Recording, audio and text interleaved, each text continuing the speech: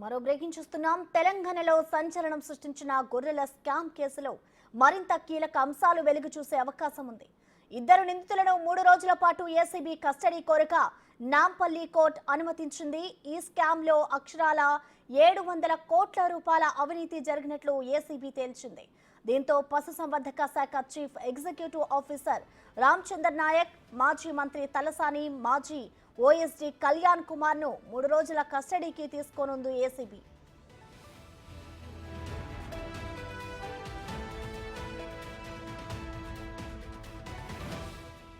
ప్రస్తుతం చంచల్గూడ జైల్లో ఉన్న ఇద్దరు నిందితులను ఏసీబీ కస్టడీలోకి తీసుకుంది. బంజారాహిల్స్ ఏసీబీ ఆఫీసులో విచారిస్తున్నారు. గొర్రెల స్కామ్ కేసులో రామచంద్ర నాయక్, కళ్యాణ్ కుమార్ కీలకంగా వ్యవహరించారు.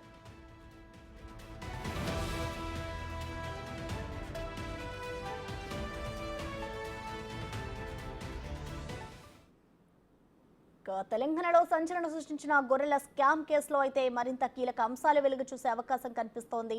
ప్రధానంగా ఇటు ప్రస్తుతం అయితే ఏసీబీ కస్టడీలో వాళ్ళు ఉన్నారు. దీనికి సంబంధించిన కంప్లీట్ డీటెయిల్స్ మా ప్రతినిధి సురేష్ అందిస్తారు లైవ్ ద్వారా. సురేష్, చెప్పండి, గొర్రెల స్కామ్ కేసులో ప్రధాన నిందితులుగా ఉన్న నిందితులైతే ప్రజెంట్ కస్టడీలో ఉన్నారు, ఏసీబీ అదుపులో ఉన్నారు. మరి కస్టడీలో ఎలాంటి విషయాలను వారు వెల్లడించే అవకాశం కనిపిస్తోంది అనుకోవచ్చు సురేష్?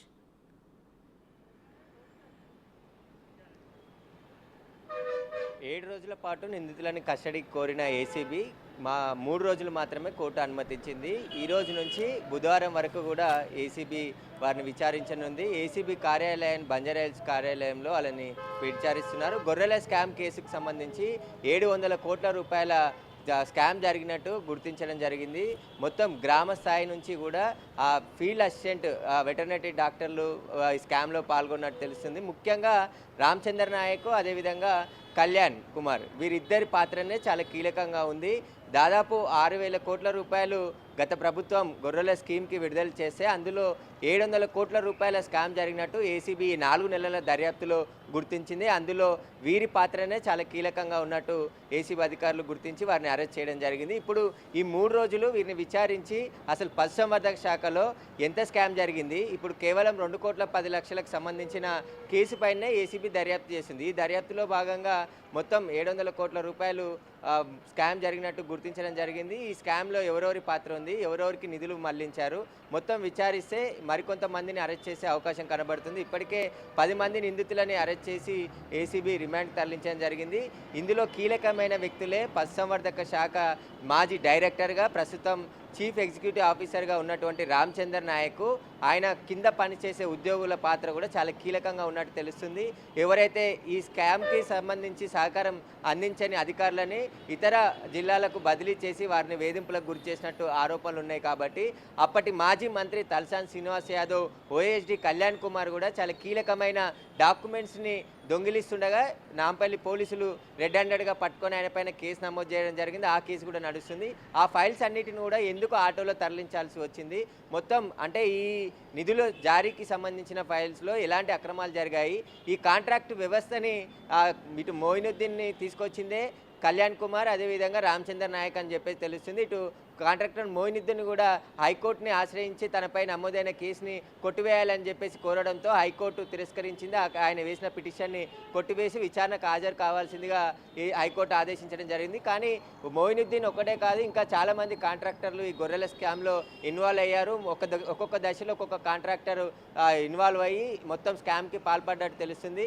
లబ్ధిదారులకు కూడా సరైన నాణ్యమైన గొర్రెలను ఇవ్వకుండా చిన్న గొర్రె పిల్లలు ఇచ్చి కూడా ఆ గొర్రెలుగా చూపించే ప్రయత్నం చేసి ఒక యూనిట్నే 10 మందికి ఇచ్చినట్టుగా చూపించే ప్రయత్నం ఈ అధికారులు చేసినట్టు ఏసీబీ అధికారులు గుర్తించడం జరిగింది. ఒక యూనిట్లో 21 అంటే ఒక 20 గొర్రెలు, ఒక గొర్రె పొడేలు ఉంటుంది. అందులో భాగంగా ఒక యూనిట్ ఒక రైతు దగ్గర బయట రాష్ట్రాల నుంచి కొనుగోలు చేసి ఇక్కడ ఉన్న 10 మంది లబ్ధిదారులకు అవే గొర్రెలు తిప్పేసి ఇచ్చినట్టుగా చూపించి మొత్తం స్కామ్కి పాల్పడినట్టు ఏసీబీ గుర్తించింది. కాబట్టి ఇప్పుడు వీళ్ళ 3 రోజుల విచారణలో చాలా కీలకమైన అంశాలు రాబట్టే ప్రయత్నం ఏసీబీ చేస్తుంది. ఇప్పటికే 4 నెలల నుంచి విచారించారు కాబట్టి చాలా కీలకమైన సమాచారాన్ని అంతా ఏసీబీ రాబట్టింది. దానికి సంబంధించిన క్వశ్చన్స్ వీళ్ళని అడిగి వివరాలు రాబట్టే ప్రయత్నం చేస్తారు. ఇంకా వీరికి సంబంధించి ఆస్తులు కూడా భారీగా కూడబెట్టినట్టు ఏసీబీ అనుమానిస్తుంది. రామచంద్ర నాయక్ నాయక్ ఎక్కడెక్కడ ఆస్తులు కొనుగోలు చేశాడు, ఈయన కళ్యాణ్ కుమార్ కూడా ఎక్కడ ఆస్తులు కొనుగోలు చేశాడనే దానిపైన కూడా ఏసీబీ దర్యాప్తు కొనసాగుతుంది. ఇక పశుసంవర్ధక శాఖలో పెద్ద స్కామ్ ఇది. ఎందుకంటే ఉట్టి గొర్రెల స్కామే కాదు, ఇటు బర్రెలు ఆవులు కొనుగోలు స్కీమ్లో కూడా స్కామ్ జరిగినట్టు ఏసీబీ అనుమానిస్తుంది. ఇక పశువులకు ఇచ్చే మందుల పైన కూడా వీళ్ళు స్కామ్ చేసినట్టు ఏసీబీ అనుమానిస్తుంది. కాబట్టి లోతైన దర్యాప్తు చేస్తే ఇంకా మరింత మంది అరెస్ట్ అయ్యే అవకాశం కనబడుతుంది. ఇంకా లోలోనా కంపెనీకి సంబంధించి మొయినుద్దీన్ కూడా దుబాయ్లో ప్రస్తుతం ఉన్నట్టు తెలుస్తుంది. అతను కూడా విచారిస్తే ఈ గత గవర్నమెంట్లో చాలా కీలకమైన వ్యక్తులు ఈ స్కామ్లో పాల్పడ్డారు. ఎందుకంటే 700 రూపాయల స్కామ్, 700 కోట్ల స్కామ్కి సంబంధించి పాల్పడ్డారంటే వీరి పాత్ర వెనకాల రాజకీయ నాయకుల ప్రమేయం ఉందా, గతంలో పనిచేసిన మంత్రికి సంబంధించిన పాత్ర కూడా బయటకు వచ్చే అవకాశం కనబడుతుంది. ఎందుకంటే మొయినుద్దీన్ నేరుగా ఎవరైతే ఆయనకు సహకరించారో, ఆయన చెప్పినట్టు వినరో వారికి సంబంధించి నాకు మంత్రులు అదేవిధంగా గత ప్రభుత్వంలో పెద్దల అండదండలు ఉన్నాయి, మీరు సహకరించకుంటే మిమ్మల్ని ఇక్కడ నుంచి బదిలీ చేయడం లేదంటే మిమ్మల్నే అరెస్ట్ చేసి అవినీతికి పాల్పడ్డారని చెప్పేసి జైల్లో పెట్టిస్తానని చెప్పేసి బెదిరింపులకు పాల్పడినట్టు ఆడియోలు కూడా రిలీజ్ కావడం జరిగింది. ఈ కేసుకు సంబంధించి ఎవరైతే గొర్రెలు అమ్మారో గుంటూరు పల్నాడు ఇక్కడికి సంబంధించిన గొర్రెలు అమ్మిన గొర్రె కాపులదారులకు సంబంధించి డబ్బులు కూడా చెల్లించకుండా చీటింగ్కి పాల్పడ్డట్టు గుర్తించడం జరిగింది. వారికి సంబంధించి స్టేట్మెంట్ కూడా గతంలో రికార్డ్ చేశారు. వాళ్ళు ఇచ్చిన ఫిర్యాదు మేరకే కేసు నమోదు చేసి ప్రస్తుతం ఏసీబీ అధికారులు దర్యాప్తు చేస్తున్నారు. Right, thank you Suresh.